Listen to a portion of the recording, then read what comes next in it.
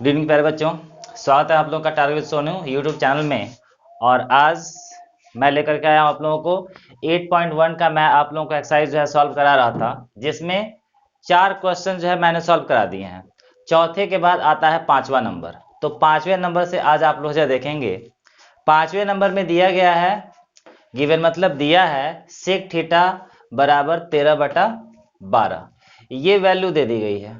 उसके बाद से कह रहा है calculate all other trigonometric ratios, यानी इसको छोड़ करके बाकी जो रेशियोज बचे उसका वैल्यू हमें फाइंड आउट करना है। तो मैंने आप लोगों को बताया है कि ट्रिग्नोमेट्री में टोटल जो है 6 रेशियो होते हैं। 6 रेशियो वो कौन कौन से होते हैं? तो साइन, कॉस, टेन, कॉट, सेक, कॉसेक, जिसमें से एक दिया गया है। बचे कितने? 5, जिसमें आपका साइन, कॉस, टेन, कॉट और कॉसेक। तो इन पांचों का वैल्यू हम लोग को फाइंड आउट करना है। यहां पे पिछले वीडियो में जो मैं आप लोगों को एंगल बनाकर दिखा रहा था, सॉरी ट्रायंगल, उसके जैसे इसमें एबीसी नाम नहीं दिया है, यहां पे थीटा दे दिया है, लेकिन नाम तो हम वही देंगे। यहां पे मैं राइट कर देता हूं ए बी सी। अब देखिए यहां पे थीटा दे दिया है, तो आप क्या करो, सिंपल से यहां थीटा बना दो। थीटा किसको शो कर रहा है? एंगल को शो कर रहा है, ठीक है। यानी ये हमारा जो फिगर बना है वो इसके अकॉर्डिंग ठीक है। थीटा यहां पर भी है, थीटा हमने राइट कर दिया। अब इसको आप देखिए, तो सेक थीटा बराबर, यहां से हम जो है सॉल्यूशन अपना चालू कर दिए। सेक थीटा बराबर कितना दिया हुआ है? 13/12। देखिए कि सेक बराबर होता क्या है। सेक बराबर होता क्या है? के से कर्ण और ए से आधार, यानी कर्ण बटा आधार। यहाँ पे आप राइट कर सकते हैं अपनी जानकारी के लिए, कर्ण बटा आधार, ठीक। अब इसमें कर्ण है कौन? तो आपका AC है। आधार है कौन? AB है, ठीक है। यानी आप कह सकते हैं AC का वैल्यू 13। तो मैंने आप लोगों को बताया था कि इसको आप डायरेक्ट नहीं लिखेंगे, इसके साथ कोई पॉजिटिव नंबर लिखेंगे, के इसमें ऐड कर दीजिए।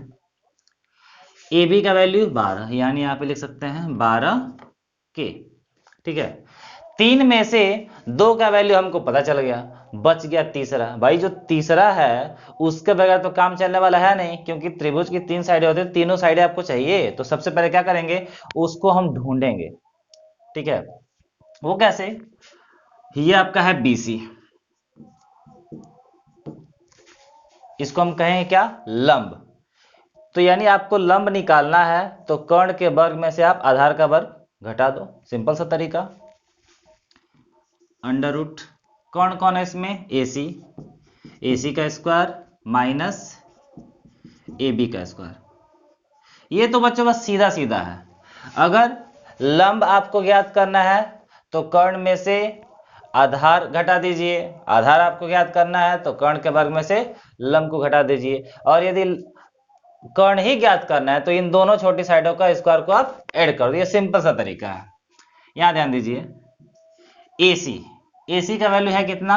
13K, 13K का होल स्क्वायर माइनस AB कितना है? 12K, 12K का होल स्क्वायर। अब यहां देखिए 13 का स्क्वायर होता कितना है? 169K स्क्वायर, और 12 कितना होता है? 144K square.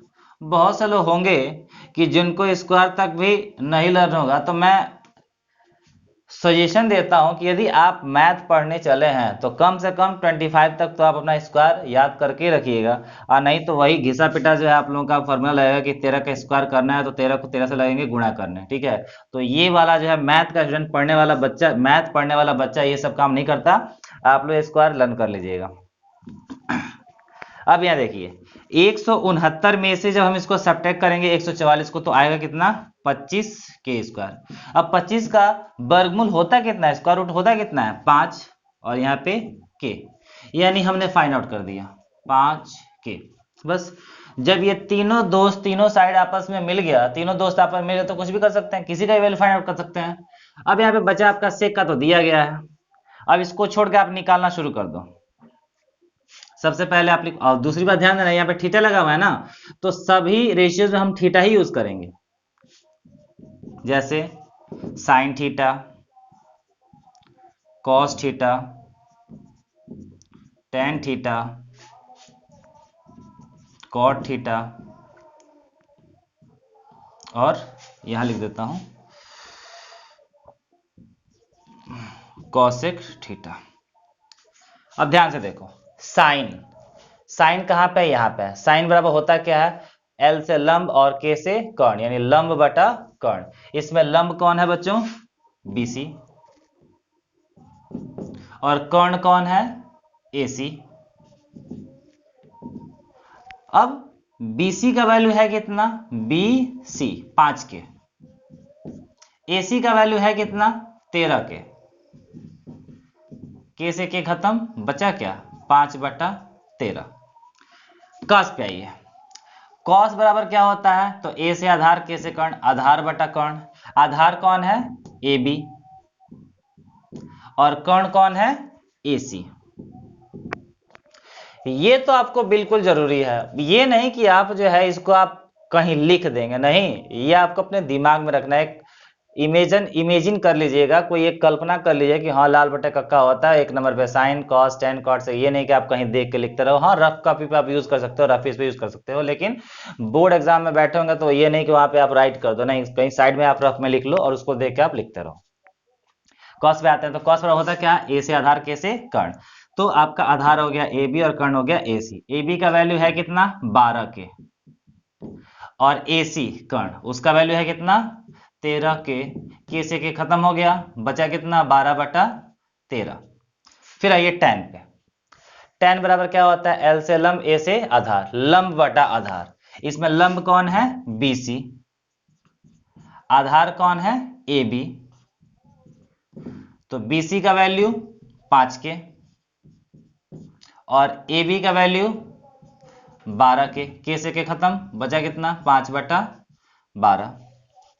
अब एक बात मैं आप लोगों को और बताना चाहता हूं, अगर आपने 3 फाइंड आउट कर लिया और इसके अलावा आपको दूसरा फाइंड आउट करना है, तो इनके ओपोजिट वो होते हैं। जैसे कॉट किसके उल्टा होता है, टेन के, यानी अगर आपने टेन का वैल्यू निकाला हुआ और कॉट का निकाला, तो आप इसी को उल्टा कर दो, इसका उल्टा क्या हो जाएगा, ए बी और बटा बी सी। उससे भी आप मिला के देख लो, देखो कॉट बराबर होता क्या है, ए से आधार और एल से लंब, आधार बटा लंब। आधार कौन है, ए बी, और लंब कौन है, बी सी। वही आपको मिलेगा, यानी बार बार उस पर आपको ध्यान देने की जरूरत ही नहीं है।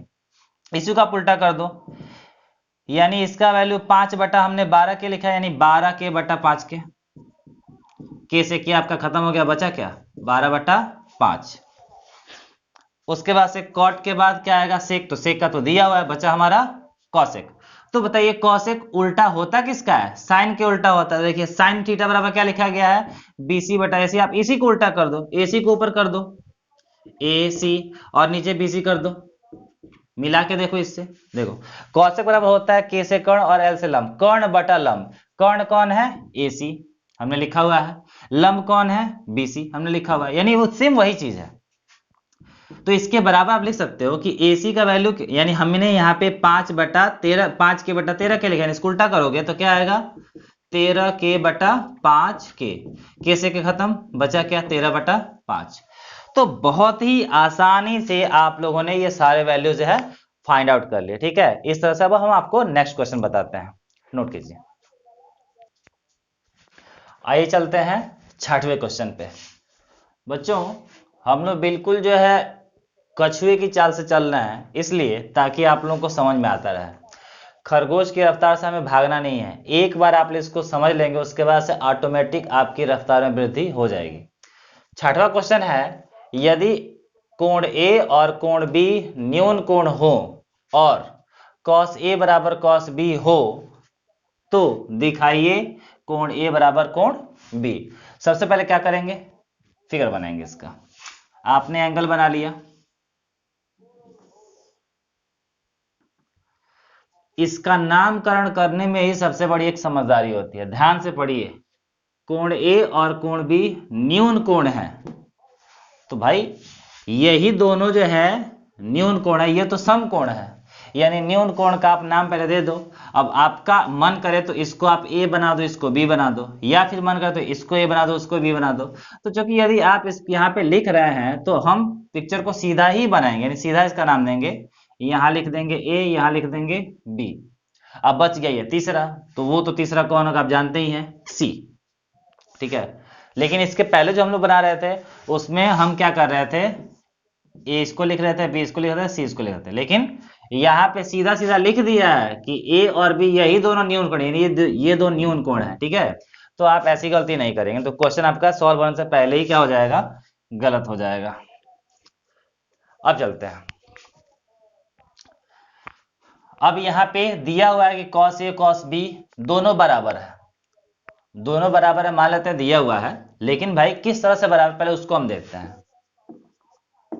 सबसे पहले तो आप cos A का वैल्यू निकालिए, यहाँ पे लिखिए कि cos A, तो देखिए cos बराबर होता क्या है, A से आधार और K से कर्ण।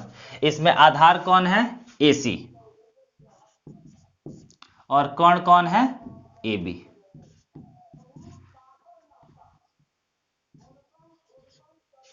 तो cos पर होता क्या, आधार बटा कर्ण, हमें लिख दिया आधार AC और कर्ण AB। cos B को भी लिखिए, cos B। अब cos B वही फार्मूला आधार बटा कर्ण, लेकिन यहाँ पे B लिख रहा है, तो भाई B यहाँ है ना, जब यहाँ से आप देखेंगे तो सामने से कौन पड़ेगा, AC पड़ेगा, यानी ये क्या बनेगा आपका, लंब बनेगा। ठीक है, और BC क्या बनेगा, आधार बनेगा। तो cos पर होता है आधार बटा कर्ण, यानी B के लिए ये आपका लंब है और ये क्या है, आधार है, यानी आधार है आपका BC और कर्ण है आपका AB। आपने क्या किया, cos A और cos B का वैल्यू निकाल लिया।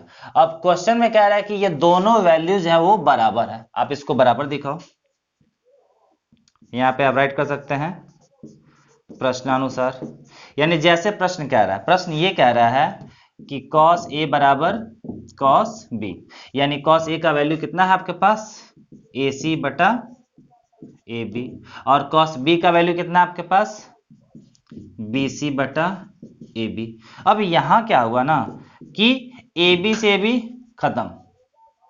ठीक है, तो जब ये नीचे आपस में खत्म हो गया तो बच कौन गया, AC बराबर, ऊपर लिख देते हैं इसको, कि जब ये AB से AB कट जाएगा, कैंसिल हो जाएगा, तो यहां आपका बचेगा AC बराबर BC। अब ये AC बराबर BC, यानी अब यहाँ पे ध्यान दीजिए कि AC कौन है, ये आपका AC है, BC कौन है, तो ये आपका BC है, यानी ये दोनों साइड क्या है, बराबर है। अब आप खुद ध्यान से सोचिए कि अगर इसकी दो साइडें बराबर है तो आप मुझे बताइए कि एक ऐसा त्रिभुज जिसकी दो भुजाएं बराबर होती हैं उसको हम कौन सा त्रिभुज बोलते हैं, तो समद्विबाहु त्रिभुज। यानी ये जो हमारा त्रिभुज बना है वो क्या बना है, समद्विबाहु त्रिभुज बना है। तो जब ये दोनों भुजाएं बराबर हैं तो ये कंफर्म है कि इसके दोनों कोण भी क्या होंगे, बराबर होंगे। लिख सकते हैं, इसलिए त्रिभुज ABC एक समद्विबाहु त्रिभुज है, यानी इंग्लिश में इसको बोला जाता है आइसोसेल ट्रायंगल। तो जब ये आइसोसेल ट्रायंगल है तो आइसोसेल ट्रायंगल में जब दोनों भुजाएं बराबर होंगी तो दोनों एंगल भी क्या होंगे, बराबर होंगे। इसलिए आप सीधा सीधा लिख सकते हैं कि एंगल A बराबर एंगल B, और यही तो आपको प्रूफ करना है, एंगल A बराबर एंगल B। तो ये हमारा सॉल्यूशन हो गया। ठीक है, तो ये आप आज के वीडियो में मैंने आपको बताया 5वें प्रश्न का सॉल्यूशन और 6वें प्रश्न का सॉल्यूशन। इसके नेक्स्ट वीडियो में हम देखेंगे इसके बाकी क्वेश्चन।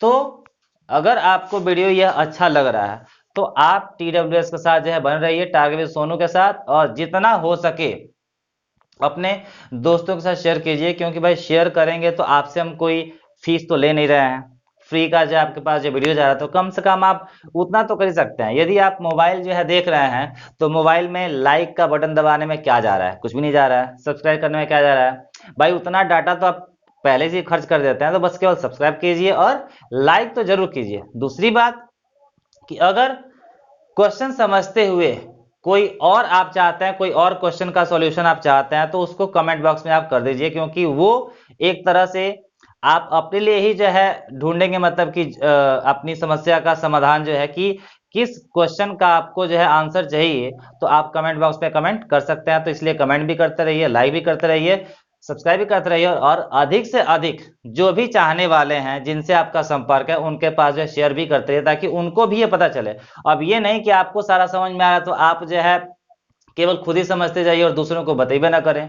तो भाई ये एक ऐसा लड्डू है ना कि खुद भी खाइए और दूसरों को भी खिलाते रहिए, ठीक है। इसलिए जय हिंद, जय भारत।